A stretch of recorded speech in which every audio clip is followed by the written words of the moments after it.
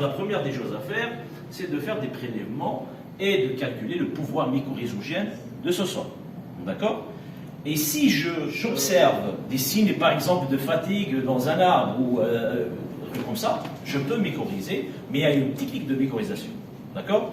La technique la plus simple, c'est de faire des trous en fonction de la taille de l'arbre, c'est-à-dire 4 trous autour de l'arbre, pour justement être en contact avec les racines. Et donc j'apporte mon produit, et puis j'arrose, plus normalement du monde, jusqu'à ce que les mycorhizes vont avoir 3 choses en fait. 1, la colonisation des racines.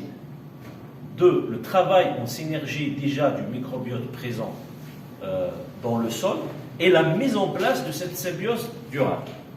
Donc ça, c'est une technique d'utilisation. La deuxième technique d'utilisation, on est sur des formulations gel. D'accord? On est sur un système d'aiguille compresseur. Donc je vais sur 1 mètre, donc je vais injecter de l'air comprimé pour justement avoir des fissures au niveau sol-racine. Et puis la deuxième injection, je vais préparer mon gel à base de mycorhizes, donc je vais injecter le gel. Et là, le gel en contact avec les racines, donc bien sûr, il est à base de mycorhizes, donc la symbiose qui va se faire. Mais dans ce cas-là, c'est juste observation. Si j'ai des observations de fatigue au niveau de mon verger, etc., donc je vais utiliser cette technique.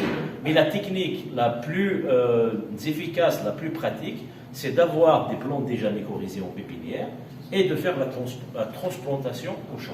Voilà.